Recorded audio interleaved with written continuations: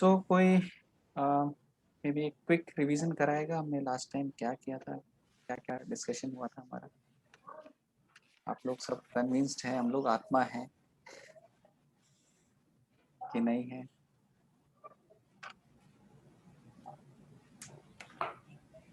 हरे कृष्णा। देखो ये ना इंटरेक्टिव क्लास है, मतलब आप लोग बोलते नहीं हो उसका ये मतलब नहीं है कि आप लोग बोल नहीं सकते हो। आप लोग बोल सकते हो, क्वेश्चन पूछ सकते हो, अपने सजेशन दे सकते हो। तो लास्ट क्लास में हमने क्या डिस्कस किया था? अगर आप लोग नहीं बोलोगे तो मैं लास्ट क्लास रिपीट कर दूंगा। प्रभु जी, हमने यही देखा था कि यह एक शरीर है और वो एक जो शरीर है वो हमेशा अपना रूप बदलता रहता है। बाल्यकाल से फिर युवा, युवा से प्रौढ़, फिर वो किसी दूसरी आत्मा में प्रवेश, मतलब सॉरी, आत्मा दूसरे शरीर में प्रवेश, मतलब वो बस एक शरीर चेंज करते हैं। यही यही देखा था हमने। हाँ, और कुछ एग्जाम्पल भी लिए थे। हाँ, हमने एग्जाम्पल लिया था, जैसे कि मैं कौन हूँ आज। मैं एक मतलब मैं अविनाश गुप्ता हूँ यहाँ पे, या मैं किसी का फादर हूँ, तो मैं हमेशा चीजें जो पहचान बदलती रहती है। एक शरीर की पहचान बदलती रहती है, आत्मा की पहचान नहीं बदलती। यही ऐसा ही कुछ। हाँ, हमारे रियल आइडेंटिटी जो है, जो वास्तविक पहचान है, वो कभी नहीं हाँ, बदलती, पर जो शरीर के साथ हमारा आइडेंटिफिकेशन है वो बदल जाता है। तो हम लोग कौन है असली में? शरीर है कि आत्मा है? और कोई बताएगा? मे बी राजेंद्र प्रभु और संध्या माता जी, कोई भी बताए।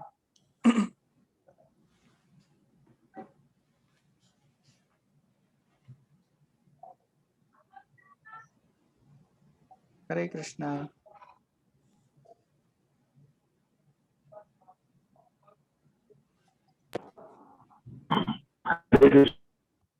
हाँ,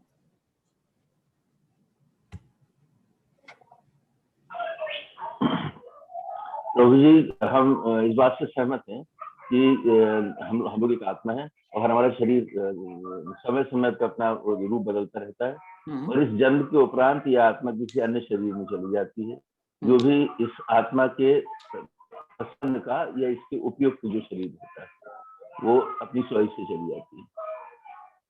हाँ, राइट, वेरी गुड। सो ये हमारे ना जो लास्ट श्लोक में हमने ये देखा था, और इसका ना प्रमाण भी हमने कई सारे देखे थे। जैसे री इनकारनेशन है, उसका हमने वीडियो शो नहीं किया था, पर जो एक पुनर्जन्म की जो एक प्रूफ्स हैं आज के डेट में, तो उनको देखकर हम लोग कन्विंस हो सकते हैं कि हाँ देखो ये लोग फिर से इनका जन्म हुआ है। जैसे एक ना हमारे गौर गोपाल प्रभु, तो आप सबको पता ही है, वो जो क्लास लेते हैं, मतलब काफी फेमस है, एक स्पीकर। तो ब्रह्मचारी हैं, वो क्लास ले रहे थे मुंबई में। वो क्लास लेते लेते यही सेक्शन में डिस्कशन हो रहा था कि हम लोग कौन है। वो बता रहे थे आत्मा है और रीइंकारनेशन पॉसिबल है। और स्टीव आइंसन करके, इवानसन करके पर्सनैलिटी हैं, जिन्होंने 2000 केसेस जो है रीइंकारनेशन के स्टडी किए हैं और उन्होंने पब्लिश किया है सब कुछ ऐसा। तो वो व्यक्ति बैठे थे, उनका नाम था दीप कपाड़िया। आप ऑनलाइन भी ऐसे ना गूगल में सर्च कर सकते हो। तो वो क्लास में बैठा था, बोला अरे मैं रीइंकारनेशन, मेरे ऊपर रिसर्च हुई है, मैं मुझे सब याद है मेरे पुराने फैमिली का। और जो स्टीव इवानसन करके जो है, उन्होंने मेरे ऊपर पूरा एक रिसर्च पेपर भी छापा है। बोले अच्छा। तो फिर उनके बारे में चेक किया गया, बोला हाँ देखो सच में ये एक रीइंकारनेशन के केस है। तो वो क्या थे, जो दीप कपाड़िया करके एक जो मुंबई में बोरीवली में रहते थे, वो पुरानी लाइफ में एक जोधपुर जोधपुर या उदयपुर में एक म्यूजियम है, वहां पे security guard, as a security guard वो अपनी ये करते थे, ड्यूटी करते थे। फिर उनकी मृत्यु हो गई थी, और मृत्यु होने के बाद में उनको जब ये जन्म मिला, तो इस जन्म में जब वो 3-4 साल के थे, तो वो बोलते रहते थे देखो मैं उदयपुर का रहने वाला हूँ, मैं ये हूँ, मेरा परिवार वहाँ है, मुझे वहां जाना है।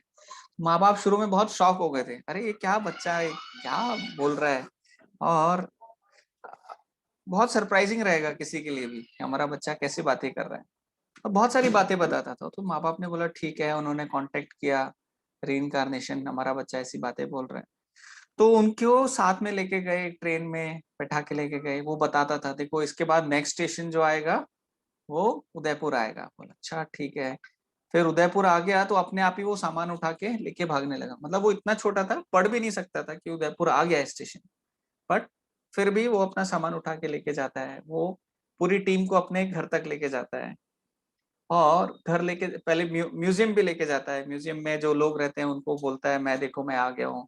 कोई भी विश्वास नहीं करता है। फिर वो म्यूजियम में जाके एक स्पेशल डोर दिखाता है, देखो ये स्पेशल ये तस्वीर लगी है, इसको ऐसे खोलते हैं और यहाँ पे एक स्पेशल रास्ता है जहाँ पे म्यूजियम में बहुत ही स्पेशल चीजें रखी हुई हैं जो नॉर्मल पब्लिक के लिए हम लोग ओपन नहीं करते। तो लोग सरप्राइज रह गए, देखो इसको कैसे पता। फिर बाद में अपने घर गया और बच्चे बीबी सब आपको पता ही है, सबसे मिला। तो वो बोले देखो अभी उनका जो बेटा था अभी वो सरप्राइज रह गया। बोला अभी ये कैसे पॉसिबल है, कुछ तो इनका ना प्लानिंग कुछ और ही चल रहा है। तो फिर उसके बाद में उन्होंने पूछना शुरू किया, अच्छा ठीक है अगर आप मेरे पिताजी हो, 3 साल के बच्चे को, तो आप बताइए कि ये कैसे आपकी जो बंदूक है वो कहाँ रखी। अगर आप वो बता दोगे तो मैं मान लूंगा, क्योंकि वो सिर्फ आपको पता है या फिर मुझे पता है। बोला हाँ, ठीक है। तो गए सेकंड फ्लोर पे, गए सेकंड फ्लोर में वो अलमारी खोली, अलमारी खोली, अलमारी के अंदर एक और ऐसे फोटो सा लगा था कुछ, वो हटाया, उसके अंदर एक और बॉक्स था, बॉक्स के अंदर से उसने बंदूक निकाल के दिखाई। तो सब लोग शॉक रह गए। तो ये रीइंकार्नेशन की जो पुनर्जन्म की जो कहानियां हैं ये बहुत ही प्रेवलेंट हैं और बहुत ही ये है। और ये प्रूव करती है, देखो अभी भगवत गीता जो एक रिवोल्यूशनरी चीजें बता रही है कि कर्म है, कर्म का फल मिलेगा, आप अपने कर्मों को आगे लेके जाओगे, फिर से जन्म होगा, फिर से आपको वो भोगने पड़ेंगे। तो ये चीजें बहुत समझने, हमें समझकर, हमें ऐसा नहीं कि हम लोग इग्नोर कर दें कि हाँ ठीक है हमें क्या पता किसने देखा है कल, है ना। आप आज का जो जीवन है उसको मजे में करो, जो खाना है खाओ, जो करना है वो करो। तो ये जो मेंटेलिटी है इसको एक चैलेंज करता है जो आजकल की, अगर लेट्स से अगर हम लोग आत्मा नहीं है तो हम लोग क्या हैं। जो साइंस बोलती है हम लोग आत्मा नहीं है, मतलब साइंस नहीं बोलती है, नॉर्मल लोग बोलते हैं कि ठीक है हम लोग आत्मा नहीं है, यही शरीर है। अगर आत्मा नहीं है तो क्या है हम लोग, शरीर है या फिर ये शरीर है। तो मतलब इतना परफेक्टली कैसे चल रहा है। एक ना वीडियो मुझे भेजा था कि कोरोना वायरस कैसे काम करता है, 3D वीडियो था, मैं आपको ग्रुप में भेज दूंगा।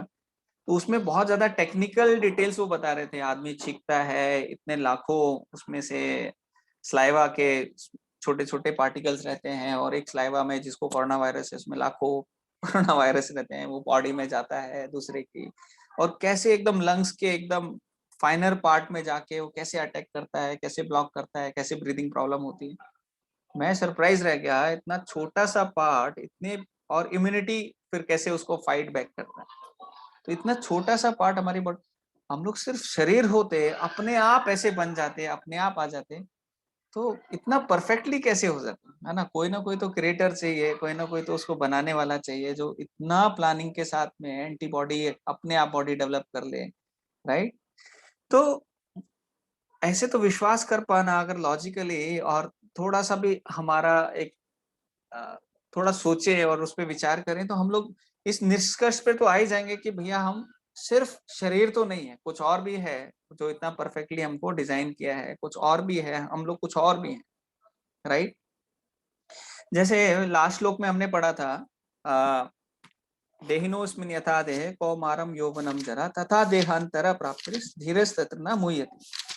तो उसमें क्या बोल रहे थे, जैसे हमारे अविनाश प्रभु ने बताया कि एक शरीर से छोड़कर, एक शरीर को छोड़ के आत्मा मतलब पहले बाल्यावस्था में रहती है, फिर जो युवावस्था है उसमें जाती है, फिर ऐसे करके बुढ़ापे में, और बुढ़ापे के बाद हमारे कर्मों के हिसाब से वो अगले शरीर में चली जाती है। और जो धीर व्यक्ति होता है वो इससे प्रभावित नहीं होता, इससे डिस्टर्ब नहीं होता। तो हम लोगों ने देखा जैसे वो कार्टून मूवीज रहती हैं, बचपन में देखते थे टॉम एंड जेरी और ये सब, और जब हम लोग टीवी पे देख रहे होते हैं तो वो कैसी दिखती है, एकदम भाग रहे हैं, सब कुछ भाग रहा है, ये टॉम उसके पीछे भाग रहा है, जेरी, बहुत सारे कार्टून मूवीज रहते हैं। और इनफैक्ट जो मूवीज जो पुराने पिक्चरें भी रहती थी वो भी कैसे रहते थे, एक ना फ्रेम रहता था, एक फ्रेम में एक ही फोटो रहेगा, फिर दूसरे फ्रेम में दूसरा फोटो रहेगा, तीसरे फ्रेम में, और वो इतने फास्ट फ्रेम को चलते थे कि वो सब कुछ एक मूविंग मूवी की तरह से लगता था कि हाँ देखो वो सब मूव हो रहा है। पर आप एक फ्रेम पे रोक दोगे, जैसे आज भी अगर कोई वीडियो आप देख रहे हो, कुछ ऐसे कीर्तन देख रहे हो, कुछ भी देख रहे हो, तो अगर आप पॉज करोगे तो एक एक स्टैचू बन जाएगा, राइट। अभी वो स्टैचू बन जाएगा तो उस फ्रेम में वो व्यक्ति वो वैसा है, नेक्स्ट फ्रेम में ऐसे। ऐसे हमारे जीवन का अगर बहुत ही फास्ट स्पीड वाला फ्रेम अगर बना दें तो हमारा कैसा रहेगा, बचपन, फिर जवानी, फिर बुढ़ापा, फिर मृत्यु, फटाफट दिख जाएगा उसमें। तो ये सबके साथ हो रहा है। और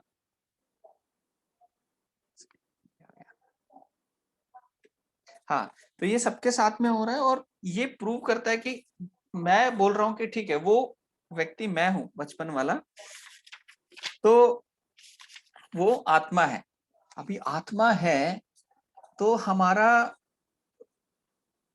कर्म क्या है, मैं क्या करूं, आत्मा है तो क्या करूं कुछ तो करने के लिए चाहिए ना। अगर ये चीज आइडेंटिफाई कर लिए, आत्मा है, कर्म है, अगला जन्म है, तो क्या यही चक्रों में पड़ता रहूं, अगले जन्म में फिर कुछ बनूं, फिर कुछ और दूसरे कर्म करूं, फिर अगला उसके अगला जन्म लूं, फिर कुछ और कर्म करूं, तो यही सब कुछ है, या फिर इसके उपरांत भी कुछ और है, मतलब इसके अलावा भी हमारा जीवन में कुछ और चीजें हैं, है ना।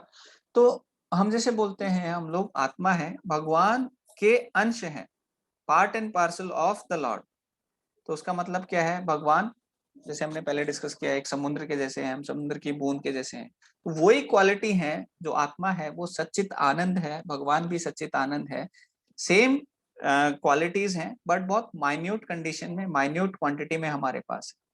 तो अगर हम आत्मा है तो आत्मा का जो एक आइडेंटिफिकेशन होता है वो ये होता है कि हम भगवान के सेवक हैं।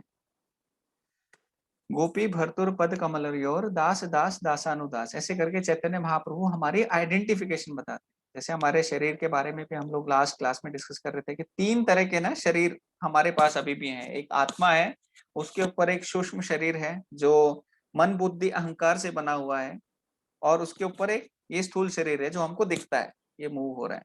तो सूक्ष्म शरीर है, उसमें अहंकार है। अहंकार का मतलब क्या है कि वो बताता है कि मैं पिता हूं, मैं इस कंपनी का सीईओ हूं, या फिर मैं ऐसा हूं। तो वो अहंकार के फिल्टर से हम लोग देखते हैं, हाँ देखो मैं इतना बड़ा व्यक्ति हूँ, मैं ये हूँ, या फिर मैं ऐसा अमेरिकन हूँ। तो वो फिल्टर से हम लोग बाहर देखते हैं।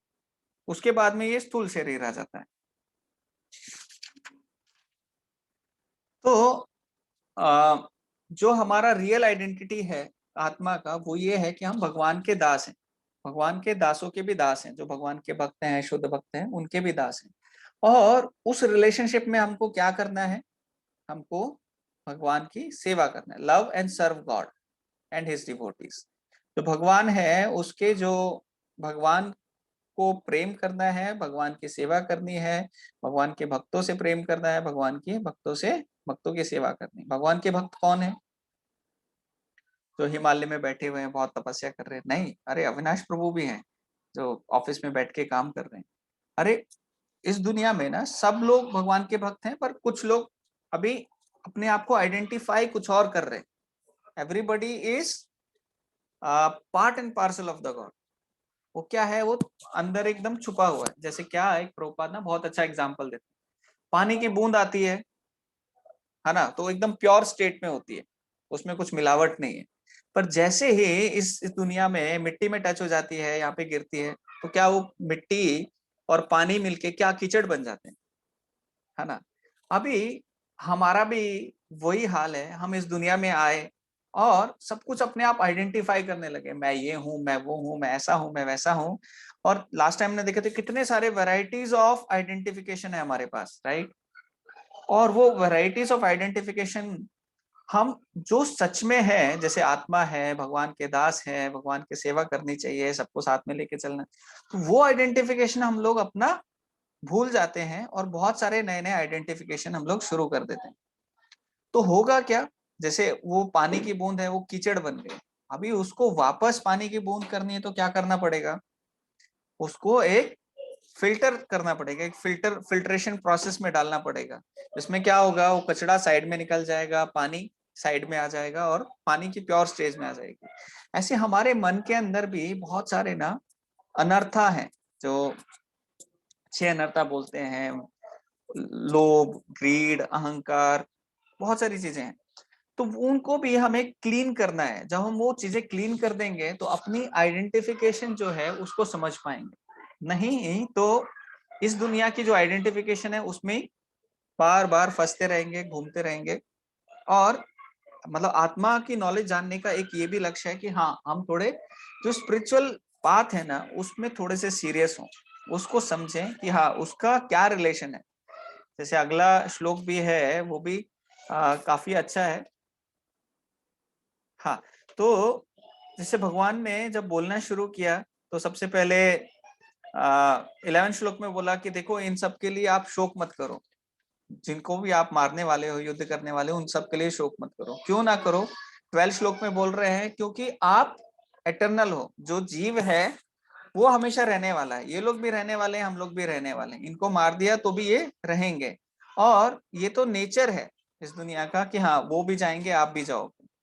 फिर तीसरे में बताया कि आप इस देही में हो, है ना, इस देही में हो, इस देही में निरंतर परिवर्तन होता रहता है। उस परिवर्तन से हमें घबराना नहीं है।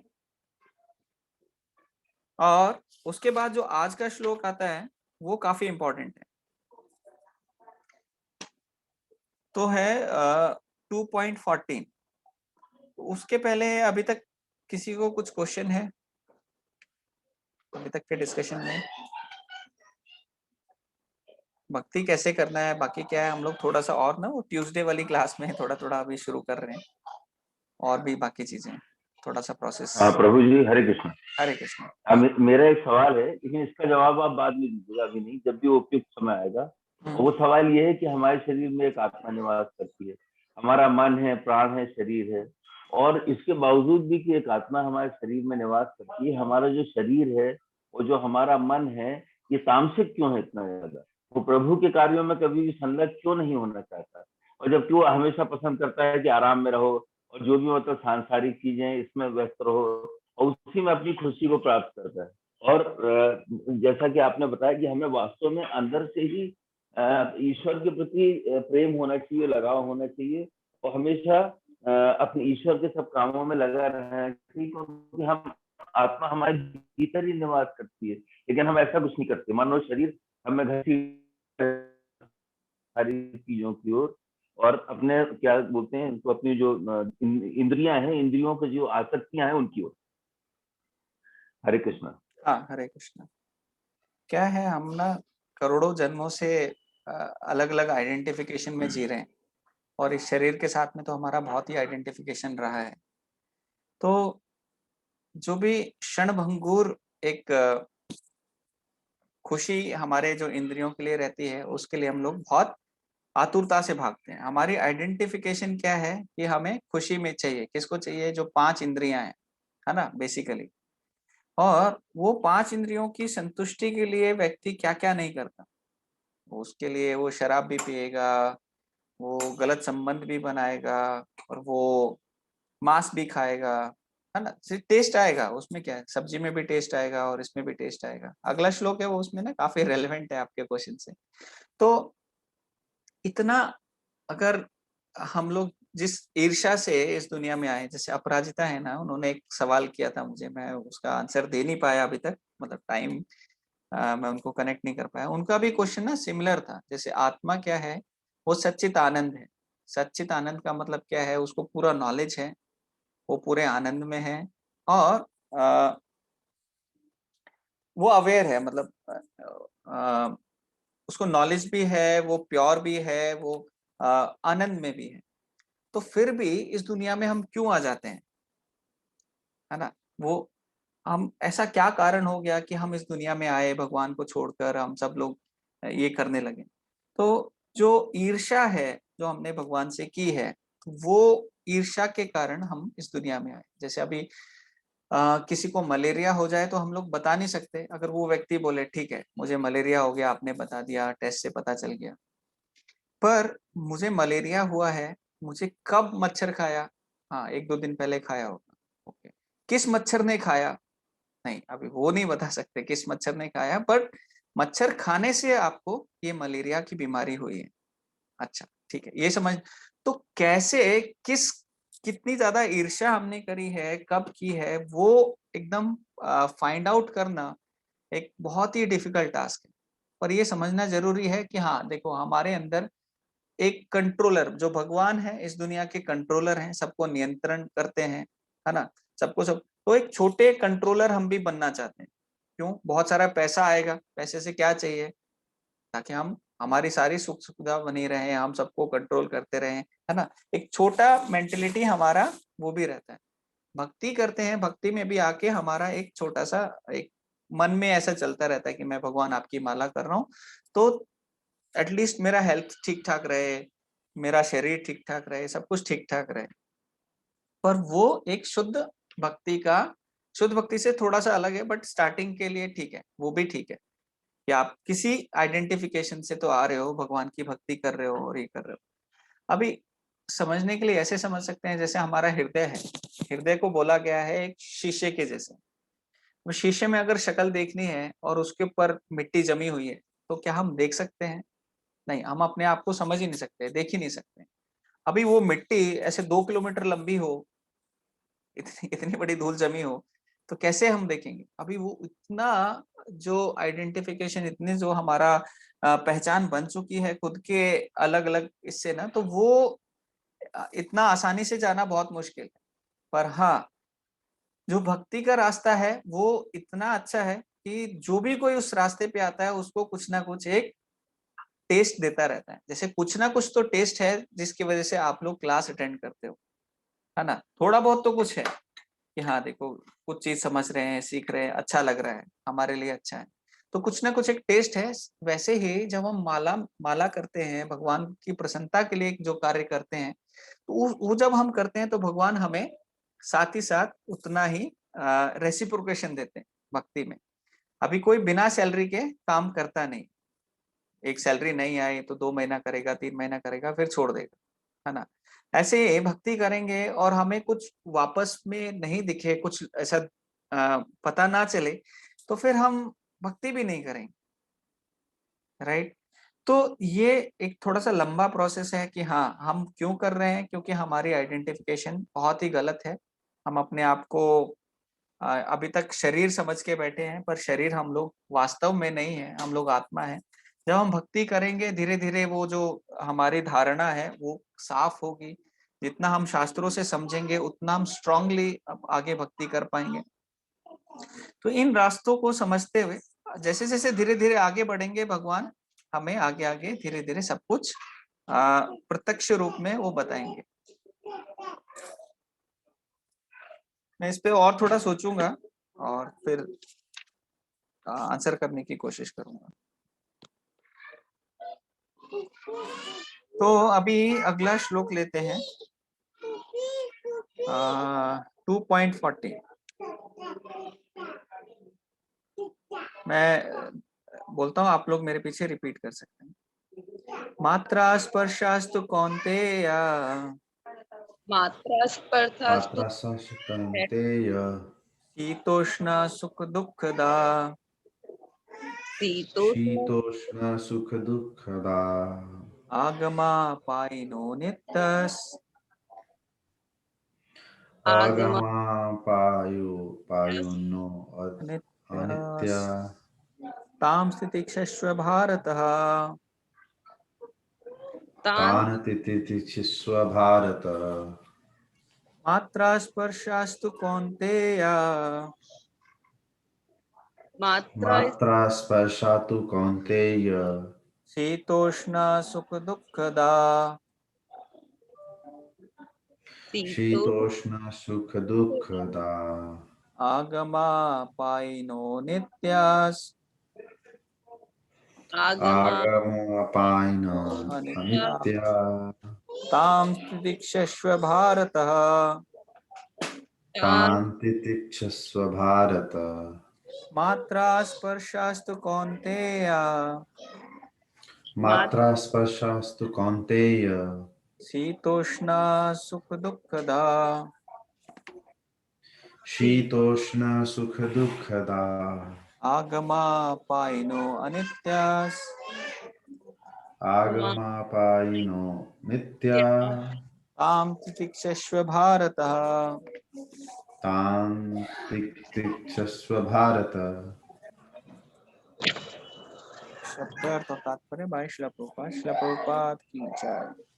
मात्रा स्पर्श इंद्रिय विषय तू केवल कौन्तेय हे कुंती पुत्र, शीत जाड़ा उष्ण ग्रीष्म, सुख सुख दुख तथा दुख दा देने वाले, आगम आना, अपायिनः जाना, अनित्य क्षणिक तान उनको, तितिक्षस्व सहन करने का प्रयत्न करो, भारत ए भारतवंशी।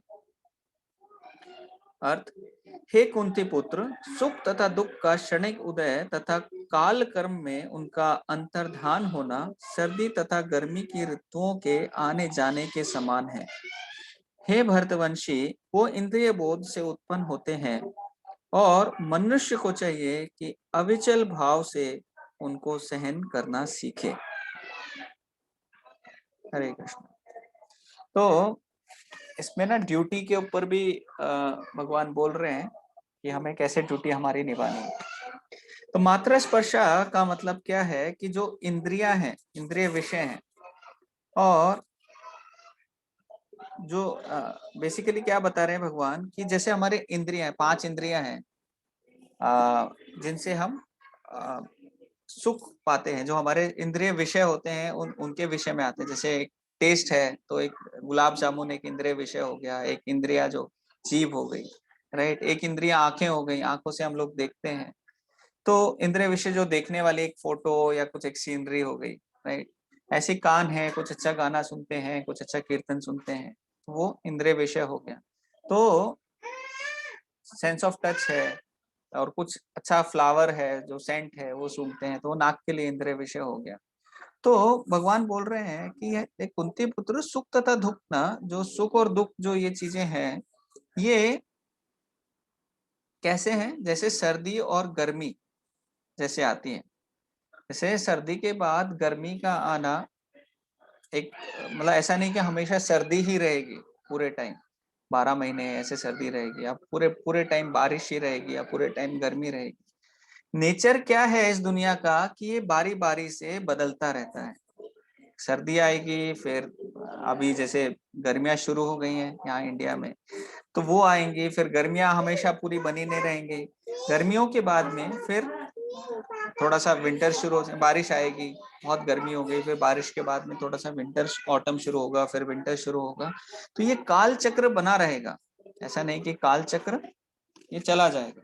तो उसमें क्या करना है, भगवान क्या बोल रहे हैं कि हे भरतवंशी, वे इंद्रिय बोध से उत्पन्न होते हैं और मनुष्य को चाहिए कि अविचल भाव से उनको सहन करना सीखे। अच्छा ठीक है, पर भगवान अभी तक जो 3-4 श्लोक हैं उसमें बहुत ही फोकस किया था आत्मा के ऊपर।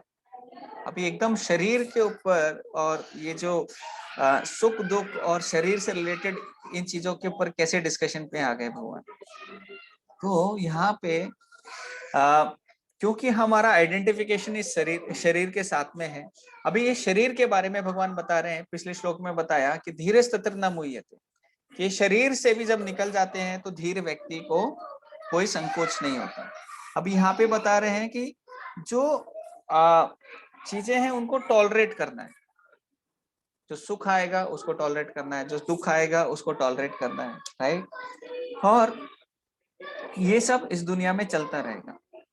तो जैसे प्रहलाद महाराज भी है ना, वो भागवतम में बोलते हैं, जो 7वां स्कंद है उसके अंदर अपने जो स्कूल के बच्चे हैं उनको बता रहे हैं, उनको एक शिक्षा दे रहे हैं। वो शिक्षा देते देते बताते हैं, जैसे इस दुनिया में बहुत ज्यादा हमें ना दुख के लिए कोई प्रयत्न करता नहीं है कि बाबा मुझे दुख आ जाए, मैं कुछ ऐसा करूं कि मुझे प्रॉब्लम्स आए लाइफ में, है ना, मैं जाके गड्ढे में कूद जाऊं, या फिर मैं जाके बिना मास्क लगाए मार्केट में जाऊं, घूमूं, मुझे कोरोना हो जाए, ऐसे कोई करता नहीं जानबूझ के। हाँ, अनजाने में हो जाता है, वो चीज अलग है। तो वैसे ही जो सुख है उसके लिए भी हमको बहुत ज्यादा एफर्ट डालने की जरूरत नहीं।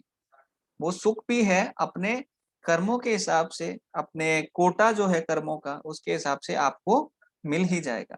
ऐसा नहीं कि आपको अगर 190 यूनिट सुख मिलना था और आपने बहुत ज्यादा एफर्ट डाले, बहुत ज्यादा मेहनत करी तो आपको 100 मिल जाएगा, नहीं, आपको उतना ही मिलेगा। जैसे आप देखोगे कि कुछ लोग गरीब रहते हैं, रिक्शे वाले भी रहते हैं, पर वो बहुत सुखी रहते हैं। वो ऐसा नहीं कि हाँ भाई ये आ,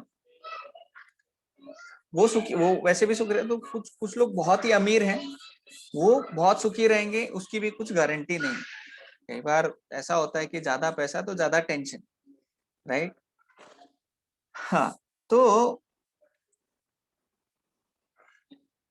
भगवान यहाँ पे बता रहे हैं कि हमारा जो कर्म की ड्यूटी है, अभी अर्जुन को बताया कि शरीर में ये सब चीजें आएंगी आपको, लेकिन इससे डिस्टर्ब नहीं होना है और अपनी ड्यूटी उसको करते रहना है, अपनी ड्यूटी से अलग नहीं होना। जैसे कोई अगर मिलिट्री में है, अर्जुन भी वहां पे मिलिट्री में है, या फिर कोई मिलिट्री में है, मिलिट्री वाला व्यक्ति क्या बोलेगा कि नहीं नहीं ग्लेशियर नहीं जाऊंगा, जम्मू कश्मीर के बॉर्डर पे नहीं जाऊंगा, वहां बहुत ठंड होती है। नहीं, उसको वो जाते हैं क्योंकि दिस इज माय ड्यूटी। वो लोग ये नहीं बोलेंगे कि मुझे जैसलमेर के बॉर्डर पे मत खड़े रखो, वहां पे पूरा रेगिस्तान है, बहुत धूल उड़ती है, बहुत ही ज्यादा गर्मी रहती है, बहुत प्यास लगती रहती है, हम लोग वहां खड़े नहीं। नहीं, it is a duty of that military person. उनकी ड्यूटी है कि वो वहां पे खड़े होके देश की रक्षा करते हैं। वो ये नहीं बोल सकते कि देखो अभी मैं सिर्फ ना ग्लेशियर में गर्मियों में जाऊंगा और सर्दियों में मैं जैसलमेर में ड्यूटी करूंगा। तो ऐसा वो नहीं बोल सकते क्योंकि वो ड्यूटी नहीं हुई। तो प्रभुपाद भी यहाँ पे बता रहे हैं जैसे भक्त रहते हैं ना, वो भी अपनी ड्यूटी, अपनी सेवा के लिए बहुत ज्यादा आतुर रहते हैं, चाहे कितनी भी सर्दी हो, चाहे कितनी भी गर्मी हो। एक बार प्रभुपाद की तबीयत ठीक नहीं थी, प्रभुपाद हरिद्वार में थे, तो हरिद्वार में ना बहुत ठंडी थी, और ठंडी के वो टाइम पे जो भक्त लोग थे वो उठ नहीं पा रहे थे सर्दी की वजह से। मंगल आरती के लिए, मंगल आरती 4:30 बजे करनी है, नए नए लोग भक्त बने हैं और बहुत सेवा भी रहती थी, तो उठ नहीं पा रहे। लेकिन प्रभुपाद बीमार थे, उन्होंने क्या किया, प्रभुपाद उठे और अपने आचरण से दिखाया कि देखो मैं बीमार हूँ फिर भी सुबह 4 बजे नहा रहा हूँ और ये सारी चीजें फॉलो कर रहा हूँ, और फॉलो करके मैं, तो प्रभुपाद ने ऐसे स्ट्रिक्टली बोला नहीं सबको कि आप सब लोग नहाओ, आप सब लोग ये करो, सर्दी है तो क्या हो गया। प्रभुपाद ने खुद ठंडे पानी से नहाया, सब लोगों ने एक दिन देखा, सेकेंड डे से सब लोग अपने आप उठ के ठंडे पानी से नहाने लगे। तो वो एक आचार्य है जो हमको सिखा रहे हैं कि हमें हमारी ड्यूटी क्या है, और इन सब चीजों से हमें हमें रुकना नहीं चाहिए। जैसे हमारे राजेंद्र जी हैं, वो डॉक्टर हैं। अभी डॉक्टर हैं, वो ये नहीं बोल सकते कि मैं पेशेंट को ट्रीट नहीं, गर्मियों में मैं छुट्टी पे रहूंगा, है ना। तो उनकी एक ड्यूटी है जो निभाते हैं। लास्ट ईयर भी जैसे वो बता रहे थे कि कोरोना केसेस हो रहे थे, तो पीपीई किट पहन के ना ट्रीट करने जाना पड़ता था पेशेंट्स को। और पेशेंट्स जो उनके रहते थे, अभी पीपीई किट में इतनी गर्मी लगती थी, इतना पसीना आता था, उसको पहन के गर्मी में आप ट्रीट कर रहे हो। और मई जून का तो आपको पता ही है गर्मी कैसे रहता है, बट नहीं, फिर भी अपनी ड्यूटी करनी ही पड़ती है। जैसे यहाँ पे भी अगर हम तात्पर्य पढ़ेंगे, आप में से कोई पढ़ेगा तात्पर्य?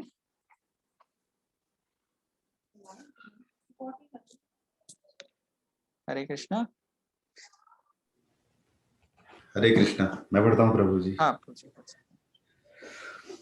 तात्पर्य: कर्तव्य निर्वाह करते हुए मनुष्य को सुख तथा दुख के क्षणिक आने जाने को सहन करने का अभ्यास करना चाहिए। वैदिक आदेशानुसार मनुष्य को माघ, जनवरी फरवरी के मास में भी प्रातःकाल स्नान करना चाहिए।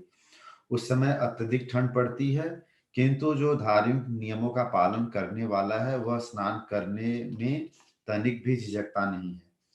इसी प्रकार एक गृहिणी भीषण से भीषण गर्मी की ऋतु में मई जून के महीनों में भोजन पकाने से हिचकती नहीं है।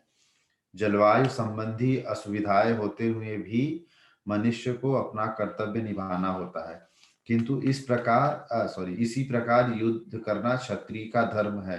अतः उसे अपने किसी मित्र या परिजन से भी युद्ध करना पड़े तो उसे अपने धर्म से विचलित नहीं होना चाहिए। मनुष्य को ज्ञान प्राप्त करने के लिए धर्म के विधि विधान पालन करने होते हैं, क्योंकि ज्ञान तथा भक्ति से ही मनुष्य अपने आप को माया के बंधन से छुड़ा सकता है। अर्जुन को जिन दो नामों से संबोधित किया गया है वे भी महत्वपूर्ण हैं।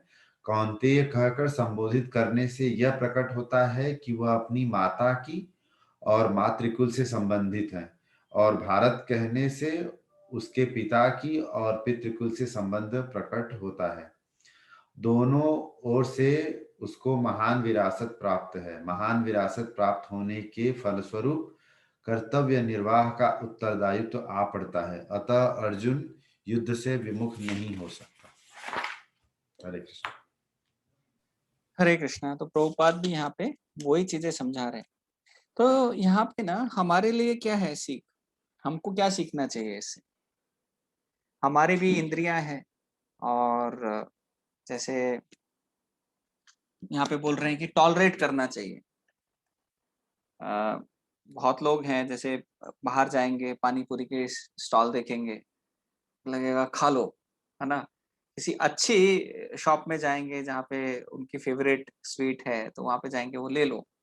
हम ये लोग ये नहीं कह रहे कि पानी पूरी मत खाओ, कि स्वीट मत खाओ, कि टॉलरेट करते रहो, दिन भर खिचड़ी से काम चलाओ। ये नहीं बोल रहे हैं। पर जो इंद्रियां है ना, वो इंद्रियों का वेग आएगा ही आएगा। हमें सिर्फ कृष्ण प्रसाद खाना चाहिए, हाँ ठीक है, तो वो पानी पूरी हम ऑफर करके खा सकते हैं। हम अपने आप पर थोड़ा सा नियंत्रण कर सकते हैं। जब हम कंट्रोल करते हैं, डिसिप्लिन में रहते हैं, तो बेनिफिशियल ही होता है ना। तो जैसे आर्मी है, आर्मी का फिर से एग्जांपल दूंगा, तो उधर कितना सारा डिसिप्लिन रहता है। डिसिप्लिन की वजह से वो इतने अच्छे ट्रेंड रहते हैं। एक टाइम पे वो जाएंगे, एक टाइम पे उठेंगे, एक टाइम में रोल कॉल होगा, एंड देन ट्रेनिंग, और सब कुछ बहुत टाइमली रहता है। एक मिनट भी आगे पीछे नहीं होता। होगा तो फिर वो सजा बराबर मिलती है। वो सजा एक बार ऐसी मिलती है, फिर वो दोबारा सब लोग टाइम पे ही रहते हैं। वो डिसिप्लिन हमारी लाइफ में जो भक्ति की ये है ना, तो उसमें भी हमें बहुत अच्छा करना चाहिए। जैसे सुबह उठे और मन तो बोलेगा ही कि भाई सो जा, और क्या क्या फायदा है जल्दी उठ के, बाद में माला कर लेना, और बहुत सारे ना ऐसे विचार आएंगे। ठीक है, कल रात को लेट सोए थे, एंड इतनी जल्दी भी क्या है ये सब चीजें करने की। तो मन वैसा बोलेगा, बहुत सारे वेग आएंगे। जैसे वो पहले अगर कोई शराब पीता था, तो उसको मन करेगा कि मैं बहुत दिन हो गए पिया नहीं है, मैं जाके पी लूं, है ना। बहुत कोई मांस खाता था, उसको लगेगा कि चलो मैं ये कर लूं। तो बहुत सारे ना हमारे इंद्रियों के अंदर, हमारी जो इंद्रियां हैं, वो बहुत एक वेग रहता है जिसको हम समझ नहीं सकते। जैसे कोई कामुक व्यक्ति है, वो बहुत, उसको ऐसा लगेगा कि मैं कुछ करूं, कुछ कर दूं। अभी जो ये चीजें हैं, इनके ऊपर अगर हम कंट्रोल करना सीखें, अगर सेंस करना सहन करना सीखें, तो ये हमारे लिए, हाँ ठीक है, हम अपने कर्तव्यों को आगे अच्छे से निभा सकते हैं। अभी ठीक है, इसके ऊपर ना एक मैं स्टोरी सुनाता हूँ। बहुत दिन हो गए, बहुत फिलॉसफी हम लोग बोलते आ रहे हैं, तो आज एक स्टोरी सुना देता हूँ। तो एक बार ना क्या हुआ, एक राजा की राजकुमारी की डेथ हो गई थी। राजकुमारी की डेथ हुई, सब लोग बहुत दुखी थे, और उस टाइम पे वहां पे उनको ना फिर जलाने के लिए लेके जा रहे थे, सब कुछ ऐसा कर रहे थे। तो वहां पे राजकुमारी के जलाने के साथ में, उनके साथ में रखे थे बहुत सारे ऐसे ना जेवर, उनके बहुत सारे गहने और ये वो, क्योंकि वो राजकुमारी थी, और वो साथ में जलाया जा रहा था। बाद में वो साधु ने देखा, एक साधु वहां से जा रहे थे बैठ, और वो साधु का भाव था, देखो मैं, अगर मुझे ये जेवर मिल जाए, मुझे अगर इतना सोना मिल जाए, तो मैं श्रीमद् भागवतम का पाठ कराऊंगा, सब लोगों को बुलाऊंगा, भगवान का प्रसाद कराऊंगा, कीर्तन कराऊंगा, और ये सब कराऊंगा। तो ऐसा भाव था, भाव अच्छा था, बहुत अच्छा इनका ये था।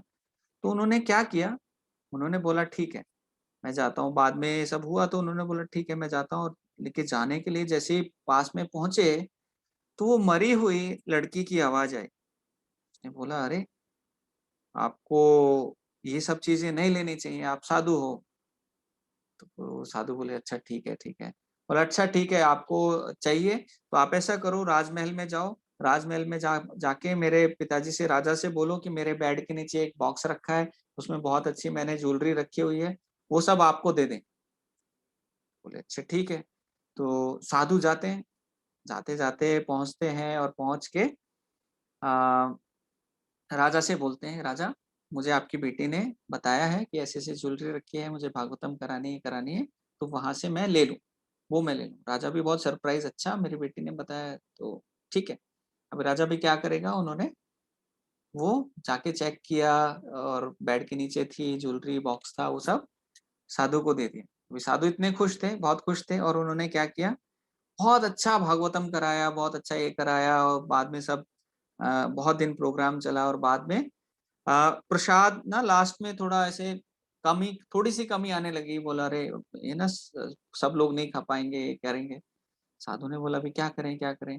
बोले ठीक है, वहाँ पे ना जहाँ पे जलाया था वहाँ पे थोड़ा बहुत अभी पड़ा ही होगा, थोड़ा-सा ले ले लेता हूँ। और थोड़ा-सा लेने के लिए जा रहे थे। तो फिर से वो जो राजकुमारी थी उसकी आवाज़ आई और इस टाइम पे वो बहुत ज़्यादा ना गुस्सा हो गई। गुस्सा हो गई, साधु मैंने इतना सब कुछ तुम्हें दिया और तुम्हारी ना इच्छा खत्म नहीं हो रही, तुम इतना घृणा वाला काम कर रहे हो। मतलब एक जो चिता है वहाँ से आप ये सारी चीज़ें उठा रहे हो और ले रहे हो। वो साधु बड़ा ये हो गया और बोले ठीक है, मैं अभी तुम्हें श्राप देती हूँ, तुम्हारे अगले जन्म में तुम बहुत ही ऐसा घृणा वाला काम करोगे। बहुत ही तुम्हारा ना डिग्रेडेशन हो जाएगा, पतन हो जाएगा। साधु बड़े ये हो गए, बड़े दुखी हुए, फिर अब श्राप मिला तो वो फ़ॉलो करना ही पड़ेगा। तो अगले जन्म में वो एक काफ़ी अच्छे फैमिली में थे, बहुत ही लेकिन ऐसे ना लस्टी, कामुक जैसे वो उनका जन्म हुआ। और वो जो व्यक्ति थे उनका नाम था बिल्वा मंगल, आपने अगर स्टोरी सुनी हो तो। वो नेक्स्ट जन्म में बने बिल्वा मंगल। बिल्वा मंगल ठीक है, अभी एंड होगी तो मैं और बताता हूँ। तो इतने ज़्यादा थे, उनको ना एक वेश्या के प्रति बहुत ज़्यादा आकर्षण था। अभी उनके घर में उनके पिताजी की मृत्यु हुई थी, उसका श्राद्ध वो लोग कर रहे थे। जैसे ही श्राद्ध हुआ, वो श्राद्ध करके वो भागकर ना वो वेश्या के पास जाना चाह रहे थे कि हाँ, देखो मैं अपनी इंद्रिय तृप्ति करूँगा, अपने सेंसेस को एन्जॉय करूँगा। तो वो जाने लगे। अभी वो जा रहे हैं और बहुत तेज़ बारिश आ रही है, बहुत ही तेज़ बारिश आ रही है। तो भी वो रुक नहीं रहे, बारिश में भी जा रहे हैं, चलते जा रहे हैं और इतना, और वहाँ पे एक नदी थी जो क्रॉस करके वो लोग नॉर्मली जाते थे, पर वो नदी भी क्रॉस करने का भी कुछ साधन नहीं था, तो वो जा रहे हैं और वहाँ पे नदी में लाश बह रही है। लाश को एक लकड़ी की तरह समझ के वो पकड़ के ऐसे क्रॉस करके वो उस साइड चले गए। और अभी सब कुछ बंद है, बारिश हो रही है, बहुत ज़ोर-ज़ोर से बिजली कड़क रही है, कुछ जाने का रास्ता नहीं है। तो वहाँ पे क्या था कि अभी खिड़की से वो लोग वो जाएँगे, अभी सीधा रास्ता कुछ ओपन नहीं है। तो वहाँ पे साँप लटका है, साँप को पकड़ के वो छिड़ गए। अभी वो पहुँचे और वहाँ पे जब पहुँचे, तो वो वेश्या भी बहुत ज़्यादा सरप्राइज़ हो गई। वो बोली देखो इतनी बारिश हो रही है, इतना इतना डिफ़िकल्ट है, मतलब ये अ, किसी में कितनी दृढ़ता रहेगी, कितना डिटर्मिनेशन रहेगा इस चीज़ के लिए कि इतने कठिन समय में भी वो व्यक्ति पहुँच गया, यहाँ तक आ गया। वैश्या बोली कि अगर तुम्हें इसका 10% भी भगवान के प्रति अगर डिटर्मिनेशन आ जाए, तो तुम्हारा जीवन सफल हो जाए। तो वो जो राजकुमारी थी, वो इस जीवन में वैश्या बनी थी और ये बिल्वा मंगल ठाकुर बने थे। तो सडनली वो सब सुनते ही एकदम कई बार झटका लग जाता है ना, जब अ, तो उनको भी एक सडन शॉक ऑफ लाइफ लगा कि देखो मैं एक सच में देखो क्या कर रहा हूँ, मैं ऐसे लाश को पकड़ के आ गया और यहाँ तक पहुँच गया और मैंने क्या-क्या ना गलत काम किए, किस लिए? सिर्फ मेरे सेंसेस को एन्जॉय करने के लिए। जैसे यहाँ पे भी आज के श्लोक में ना मात्रा स्पर्शास्तु कौन्तेय, कि अच्छा खाऊँगा, अच्छा ये करूँगा, तो वो भी सेंस एन्जॉयमेंट के लिए मैंने इतना सब कुछ कर दिया। अभी उनकी आँखें खुली और वहाँ से वो सीधा वृंदावन के तरफ जाने लगे। वृंदावन जाते काफ़ी दिन हो गए, रास्ते में जाते थे। तो एक दिन कुछ खाने के लिए उन्हें उन्हें उनको कुछ चाहिए था। एक गृहस्थ के घर में गए, वहाँ पे उन्होंने बोला कि मुझे कुछ खाने को दो। तो क्योंकि साधु जैसा वेश उन्होंने बनाया था और साधु की सब लोग बहुत ज्यादा रेस्पेक्ट करते थे, और उन्होंने उनको बोला ठीक है आप ये प्रसाद लो, आप खाओ, आप ऐसा करो वैसा करो। लेकिन अभी भी उनकी जो अंदर की जो एक इच्छा थी, काम वासना थी, लस्टी डिजायर थी, वो फुलफिल नहीं हो रही थी। वो अभी तक पूरी तरह से गई नहीं थी।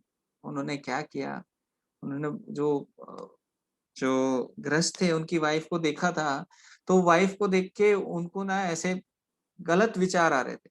तो उन्होंने उनकी वाइफ को बुलाया, बोला अच्छा ठीक है, आपके बाल में जो हेयर पिन लगा है ना वो दो। बोले हेयर पिन चाहिए? अब ये साधु को हेयर पिन क्यों चाहिए? बोले ठीक है, तो हेयर पिन देंगे। तो हेयर पिन दी, तो उन्होंने क्या किया, वो हेयर पिन से अपनी आंखें निकाल दी।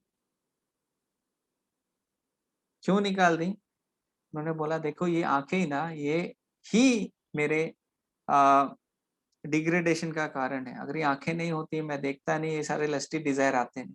उन्होंने वो आंखें निकाल दी और फिर वो आगे चले गए। आगे जाके वो बहुत बड़े भगवान के भक्त बने। आई थिंक वो ना सूरदास जो है वही बिल्वा मंगल ठाकुर है, क्योंकि इन दोनों की मैं फिर भी चेक करूंगा, बताऊंगा। तो अपनी आंखें निकाल कर और वो अ, फिर अच्छे से भक्ति करने लगे। हम ये नहीं कह रहे कि हम हमारे जिस सेंस के साथ प्रॉब्लम है उसको आंखें निकाल दो या जीभ काट दो या कान फोड़ लो, ऐसा नहीं है। हमें क्या है, धीरे धीरे अपने आप को थोड़ा भक्ति के लिए प्रेरणा देनी है कि हाँ, अगर जो भक्ति के लिए अनुकूल है वो मैं करूंगा, जो भक्ति के लिए प्रतिकूल है वो मैं नहीं करूंगा। मुझे वो काम करने चाहिए जो शास्त्र बता रहे हैं, जो हमारे जो गुरुजन हैं, जो सीनियर भक्त हैं वो हमको बता रहे हैं। ठीक है, उनके अनुकूल ये ठीक है तो मुझे करना चाहिए। मेरा शराब पीने का मन हो रहा है, क्या ये सही है? नहीं है। तो मुझे शराब पीनी चाहिए? बोले नहीं पीनी चाहिए। क्यों नहीं पीनी चाहिए? क्योंकि ये भक्ति के लिए अनुकूल नहीं है। हमें भक्ति के लिए जो अनुकूल कार्य है सिर्फ उसमें ही फोकस करना चाहिए। अभी यहाँ पे भगवान बोल रहे हैं ताम तितिक्षस्व भारतः, तो उस डिजायर को, जो भी भक्ति के लिए अनुकूल नहीं है, उस डिजायर को हमें कंट्रोल करना पड़ेगा, हमको सहन करना पड़ेगा। क्यों करना पड़ेगा? लोग बोलते हैं कि भक्ति क्यों करें, भक्ति के रास्ते में क्यों जाएं? भक्ति के रास्ते में इसलिए जाएं क्योंकि इस दुनिया के बाकी सुख है ना, उसके लिए एक तो पहले ना बहुत मेहनत करनी पड़ती है। आपने देखा जैसे अभी हमने 5 इंद्रियों की बात करी, 5 सेंसेस हैं जहाँ से हम खुश हो सकते हैं, अच्छा देख सकते हैं, खा सकते हैं, सेंस ऑफ टच है, नोज है, राइट? तो सिर्फ 5 सेंसेस हैं। अगर आप मान लो आपके पास सब कुछ अच्छा है, सब कुछ अच्छा है, लेकिन पाँव में एक कांटा चुभ गया जोर से, सामने गुलाब जामुन रखे हैं, आप खाना चाहते हो, क्या वो गुलाब जामुन में टेस्ट आएगा? और वो एक कांटा ना पाँव में छोटी सी जगह पे लगा है, बोला नहीं आएगा। क्यों नहीं आएगा? क्योंकि इस दुनिया का जो सुख है वो टेम्परेरी नेचर का है। आप लोग देखेंगे वृंदावन में ना अभी भी जो 6 गोस्वामीज हैं जिनकी हम पहले बात कर रहे थे वो क्लास में, तो 6 गोस्वामीज हैं, वो अपना सब कुछ छोड़ छाड़ कर, वो इतने बड़े बड़े राजा थे, इतने बड़े बड़े finance minister, home minister kind of position थी उनकी, इतने सब कुछ छोड़ के भगवान की भक्ति करने के लिए वो वृंदावन में आ गए। और सिर्फ ऐसा नहीं, तब आए थे जो भी व्यक्ति है, जैसे मीराबाई है, मीराबाई ने भी क्या किया, सब कुछ छोड़ के वो वृंदावन चली गई, भगवान की भक्ति करने लगी। तो बहुत ही एलिवेटेड डिवोटीज। तो ऐसा नहीं है कि पैसा होगा तभी मैं सुखी रह पाऊंगा, पैसा होगा तभी मैं सेटिस्फाई रह पाऊंगा। अरे भगवान ही तो दे रहा है, वो जो चींटी है उसको खाने के लिए भगवान दे रहा है। हाथी हमसे 50 गुना खाता है, उसको भी खाने के लिए भगवान दे रहा है, उसको भी भगवान पाल रहा है। और हजारों हाथी हैं जिनको भगवान पाल रहे हैं। जो लाखों करोड़ों लोग हैं जो भगवान को मानते नहीं है, उनको खाने के लिए दे रहा है, तो हमको नहीं देगा? तो वो भगवान पे जो भरोसा होना चाहिए वो हमारा थोड़ा स्ट्रांग होना चाहिए, ताकि हम भक्ति भी उतने ही स्ट्रांगली कर पाए। क्योंकि अगर भक्ति में अगर विश्वास नहीं है, दृढ़ता नहीं है, तो फिर हमारा ऐसे ही चलता रहेगा। हाँ, क्या 10 साल हो गए, क्या कर रहे हो? एक ही माला कर रहे हैं। हाँ ठीक है, कभी कभी चले जाते हैं क्लास में, कभी कभी हो जाता है। तो जितना ज्यादा ना हम, और ये जो प्रोसेस है बहुत ही अच्छा प्रोसेस है, हमें हमेशा सुख ही करने वाला है। क्योंकि जैसे भगवान ना भगवत गीता में बताते हैं, जो ये जो टेम्परेरी सुख है, कि शुरू में तो ऐसा लगता है कि बहुत अच्छा है, अमृत के जैसे समान होता है, लेकिन धीरे धीरे ये कैसा रहता है, जैसे जहर हो। और जो अच्छा प्रोसेस है, जो भक्ति का रास्ता है, वो कैसा शुरू में जहर जैसा लगता है, अरे क्या माला करनी, क्यों ये कीर्तन सुनना है, क्यों ये क्लास अटेंड करनी है, भगवत गीता क्यों पढ़नी है, सब कुछ अच्छा चल रहा है ना, बाकी लोग भी कर रहे हैं, वो भी एंजॉय कर रहे हैं ना, देखो है ना, बिना भगवत गीता पढ़े भी सब लोग का सब अच्छा चल रहा है ना, फिर क्यों मैं भगवत गीता पढ़ूं, क्यों ये करूं। तो बहुत सारी ऐसी ना चीजें आएंगी, और माया का जो मेन रोल है वो यही है। माया क्या करती है कि जो भक्ति कर रहे हैं उनका जो सरेंडर है, उनका जो आत्मसमर्पण है भगवान के प्रति, उसको डिले करती है। हाँ, तू तो भक्ति कर रहा है, छोड़। और जो भक्ति नहीं कर रहा है उसको भक्ति में आने नहीं देती। तो ये माया का एक बहुत बड़ा ऐसा रोल है जो हमें भक्ति के प्रति आगे नहीं बढ़ने देते। तो सहन करने का मतलब क्या है? सहन करने का मतलब ये है जो भी भक्ति के अनुकूल है, हाँ, वो हम लोग एक्सेप्ट करेंगे। अभी हमारे यहाँ प्रसाद बनता है, आप लोग कभी आओगे मंदिर में ना, जो स्पेशल जो हमारा प्रसाद रहता है ना फेस्टिवल्स का और इसका, आप लोग खाओगे तो कुछ ऐसा मिस नहीं करोगे कि हाँ जो बाहर में खाता था वो मैं मिस कर रहा हूँ, बाहर में जाता था वो मैं मिस कर रहा हूँ। कुछ आप लोग मिस नहीं करोगे भक्ति में आने के बाद। और आ, खाने की नहीं, भक्ति में आप लोग कुछ भी चीजें मिस नहीं करोगे। अगर कोई एडवेंचरस है, बोलो मेरे मेरे को ट्रैकिंग करना अच्छा लगता है, तो तिरुपति बालाजी यात्रा ले जाते हैं हम उसको। उसमें 3000 सीढ़ियां रहती हैं और बहुत कई बार ना स्टीप चढ़ाई रहती है, वहां पे चढ़ते हैं तो उनकी वो इच्छा पूरी हो जाती है। कई बोलते हैं मैं मैराथन रनर हूँ, तो उनको गोवर्धन परिक्रमा ले जाते हैं, चलो गोवर्धन परिक्रमा लगाएंगे, 21 किलोमीटर की है, आप वहां मैराथन करना। किसी का कोई आर्ट में बहुत अच्छा है, वो भगवान के लिए फोटो बनाता है, आर्ट बनाता है, कोई अपनी दूसरे स्किल्स में अच्छा है, तो ऐसा नहीं है कि आप कुछ एक काम कर रहे हो। और मित्र जो है जो आपके भक्ति में बनते हैं, वो सच में आपके शुभ चिंतक होते हैं। तो इस दुनिया में जो बाकी मित्र बनते हैं वो फिर भी ना उनके मन में थोड़ा ऐसा रहता है कि ठीक है मेरा कुछ लगाव है, मेरा कुछ, ये मित्र ही नहीं है, बाकी जो रिश्ते भी हैं वो भी थोड़ा उसमें ऐसा रहता है। पर जो भक्त रहते हैं जैसे शिला प्रभुपाद हैं, वो सच में शुभ चिंतक हैं सबके। वो इसलिए गए, इसलिए सबको बता रहे हैं भक्ति का प्रोसेस पूरा, एक सिस्टमेटिक प्रोसेस हमें इसीलिए प्रभुपाद देके गए हैं ताकि हम वो सिस्टमेटिक प्रोसेस को फॉलो करें और आगे बढ़े भक्ति में, इस दुनिया से निकले। नहीं तो फिर से देहिनोस्मिन यथा देह चलता रहेगा, फिर ये शरीर वो शरीर, एंड उसका कुछ एंड ही नहीं। तो ये जो श्लोक है इसमें बहुत ज्यादा कर्तव्य को हमें करते रहना है। जो भक्ति के जो अनुकूल कर्तव्य हैं उनके करते रहना है, जो प्रतिकूल कर्तव्य हैं उनको उनके लिए कंट्रोल करना है, उनको सेंसेस को हमें रोकना है। तो यहाँ पे भगवान वही बता रहे हैं। और आप देखोगे कि अगर आप जैसे कुछ अनवांटेड इवेंट्स हो जाती हैं, कोई आपसे लड़ने आ गया, आपने अगर कंट्रोल कर लिया तो सिचुएशन नॉर्मल हो जाती है। जिनकी शादी हो गई है उनको पता है घर में थोड़ा कंट्रोल में रहो तो ठीक रहता है। नहीं तो स्पेशली मैन।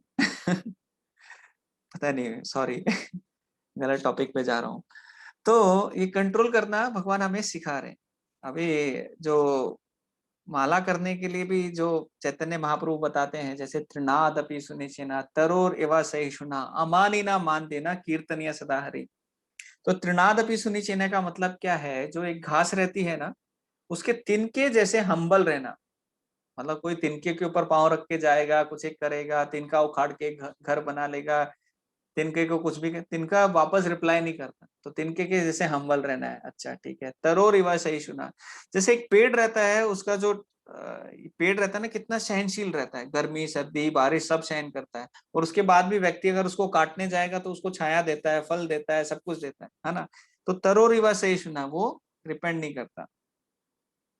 अमानी ना मान देना, अमानी ना मान देना का मतलब क्या है कि मैं रिस्पेक्ट ना एक्सपेक्ट नहीं करता कि हाँ भाई अविनाश प्रभु मुझे बोले हाँ देखो जसबीर प्रभु की जय, और कितने अच्छे बोलते हैं, हमें बताते हैं, ये एक्सपेक्ट करना नहीं है। दिस इज भक्ति में वो मना करते हैं कि हाँ एक्सपेक्ट नहीं करना, क्योंकि उसके भी अलग अलग रीजन है, वो हम कभी डिस्कस करेंगे। और अमानिना मान देना, और सबको मान देना है, चाहे वो आपका फ्रेंड है, चाहे वो भक्ति कर रहा है नहीं कर रहा है, कोई क्लास में आ रहा है नहीं आ रहा है, सबको मान देना। जब ऐसे स्थिति में आप रहोगे तो कीर्तनिया सदा हरि, तब आप भगवान का अच्छे से जाप कर पाओगे, भगवान का नाम कर पाओगे, क्योंकि टेंशन फ्री लाइफ रहेगा ना, एक्सपेक्टेशन कुछ है ही नहीं। हाँ, तुम कुछ कर रहे हो ठीक है, करते रहो, मुझे प्रॉब्लम नहीं है। तो यहाँ पे भी तरोरी व सहिष्णुना, जो पेड़ की तरह एक जो सहनशील रहना है वो बताया, पर अपने कर्तव्य को भी करना है। जैसे यहाँ पे अर्जुन को बताया गया कि अर्जुन आपको लड़ना जरूरी है। भगवान ऐसे नहीं बोल रहे अभी देखो वो सब लोग ले लेंगे, आप सहन सहन कर लो उसको। नहीं नहीं, भगवान ने ऐसा नहीं बोला, आप शरीर हो, आत्मा हो, मर गए हो आप, शरीर आत्मा कभी मरती नहीं है, तो वैसा नहीं बोल रहे। भगवान बोल रहे ठीक है। यहाँ पे हम विराम लेते हैं। इसी भक्तिवेदांत स्वामी श्रील प्रभुपाद की जय। Thank you very much. किसी का कुछ सवाल है तो पूछ सकते हैं, और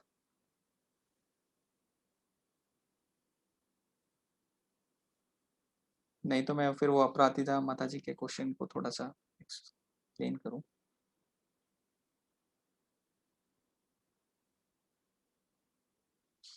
फिर नेक्स्ट क्लास से हम थोड़ा फास्ट जाएंगे, क्योंकि एक ना बेसिक फिलॉसफी तो आ ही गई है हमें, और आत्मा के ऊपर ही 5-6 श्लोक और आएंगे।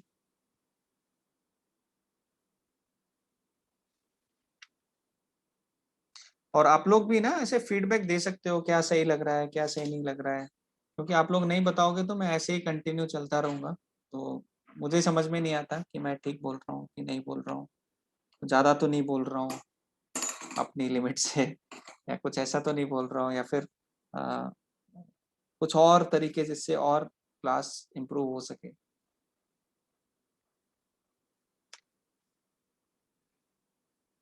ठीक है, तो अपराजिता माता जी ने ना एक सवाल किया था, जैसे मैंने बताया कि हम लोग क्यों आते हैं, तो एक उसका ना बहुत ही एनालॉजी मैं देना चाहूंगा। जैसे ना मेरी एक डॉटर है विशाखा, विशाखा की एज है अभी 6 साल।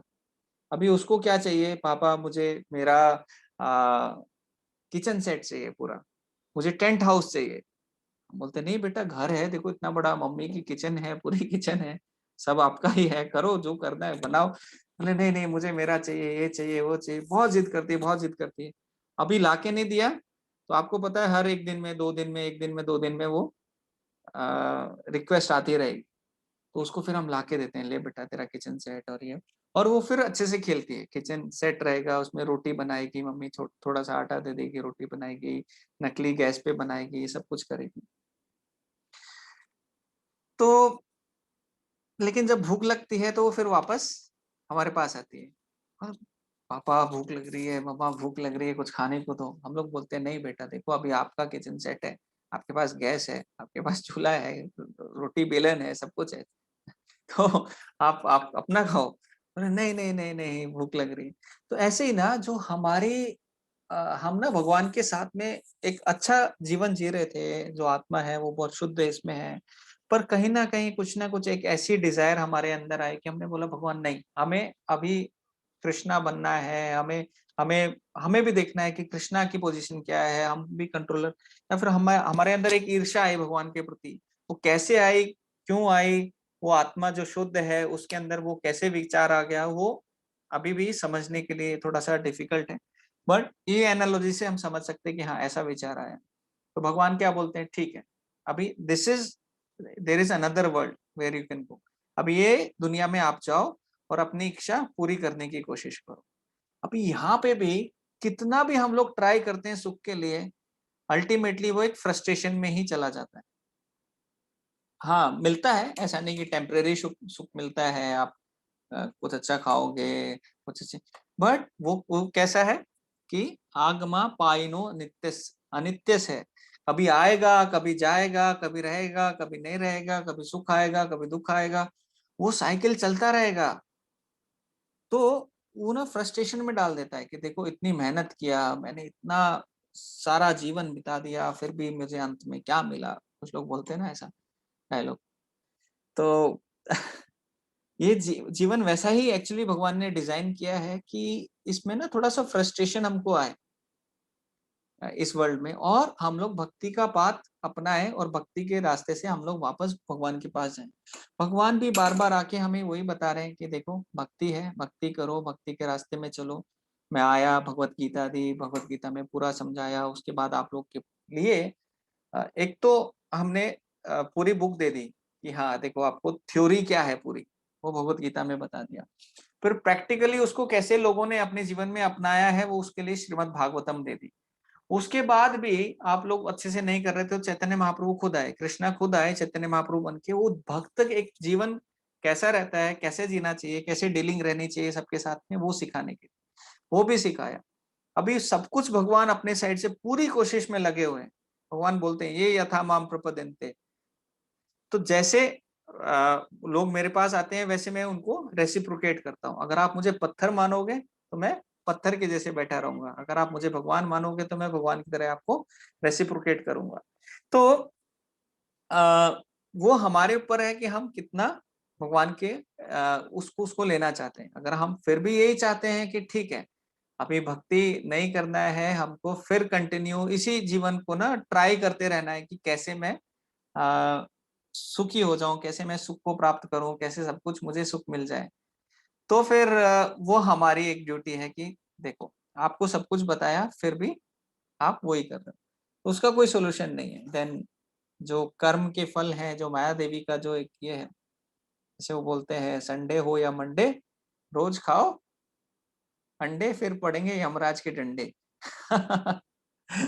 तो खाओ, जिसको खाने खाओ, डंडे भी खाओ अंडे भी खाओ, पर जिसको निकलना है भक्ति से, क्योंकि फिर से वो माँ की कोख में जाओगे। फिर से वो एक बच्चा भी ना माँ की कोख में रहता है तो इतना दुखी रहता है, वो प्रार्थना करता है, भागवतम में आती है कि ऐसे मुट्ठी बंद करके पैदा होता है कि मैं ये जीवन को ना अभी मैं निकल जाऊंगा, इस जीवन में मैं सफल होके भक्ति करके वापस निकल जाऊंगा, फिर से किसी माँ की कोख में नहीं जाऊंगा, इतनी वो प्रार्थना करता है। पर जैसे ही, जैसे हमने बताया, पानी की बूंद आती है, वो टच होती है मिट्टी से, मिट्टी में मिल जाती है, वो कीचड़ बन जाती है, वो आइडेंटिफिकेशन, उसको पूरा वापस प्योरिफिकेशन करना पड़ेगा। तो वापस प्योरिफिकेशन के लिए हरे कृष्णा महामंत्र है, कीर्तन है, भगवत गीता है, भगवान का प्रसाद है, बहुत सारे अलग अलग प्रोसेस हैं।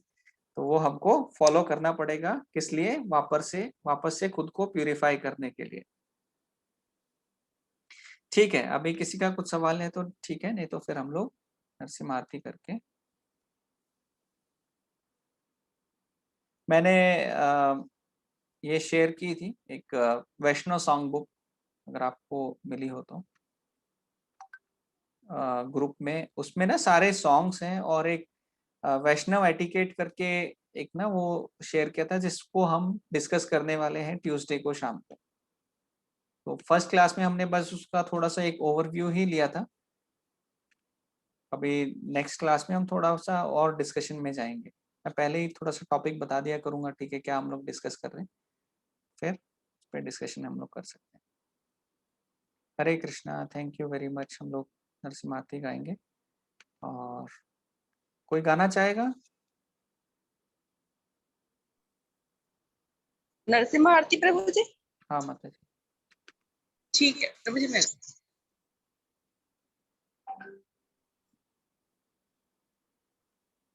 नमस्ते नरसिम्हाय नरसिंहाय नमस्ते नरसिंहाय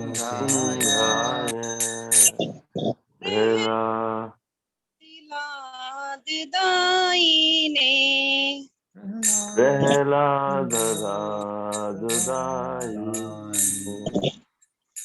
हिरण्याकाशिपूर्वक्षया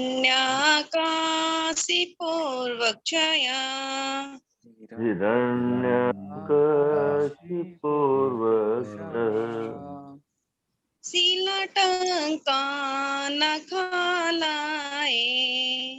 शीलटङ्कनखालये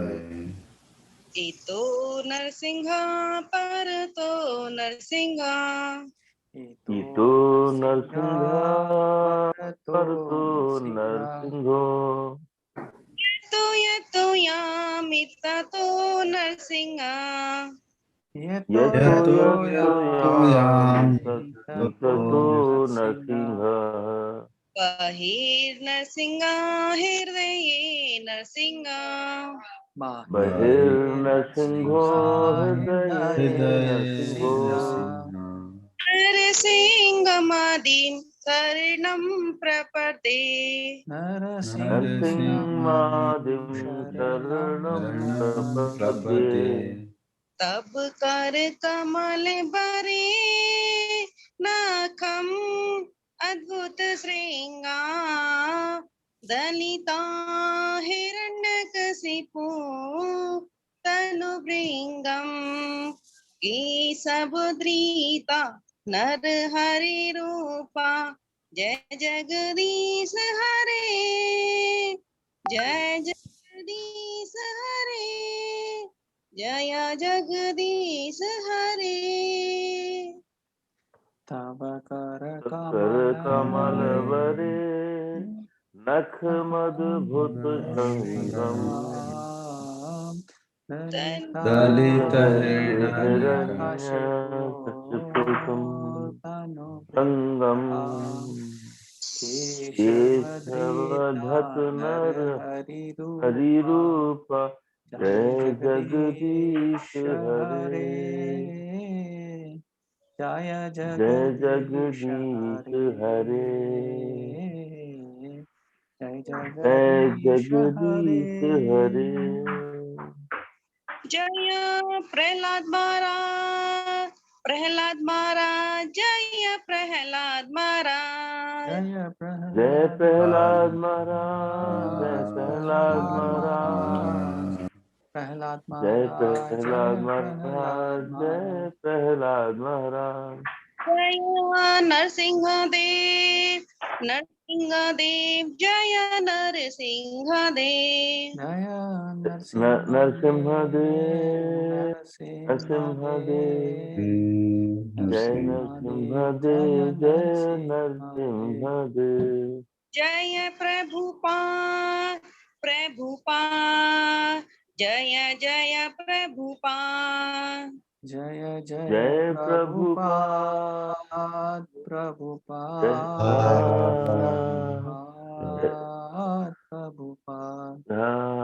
जय जय जय प्रभुपाद हरि बोल जय जय हरि बोल हरि बोल हरि बोल जय जय हरि बोल Hare Krishna thank you very much Hare Krishna माता जी का बहुत बहुत धन्यवाद नरसिंहदेव भगवान हरे की जय बक्सर मुनि प्रहलाद महाराज की जय Hare Krishna Hare Krishna thank you very much for joining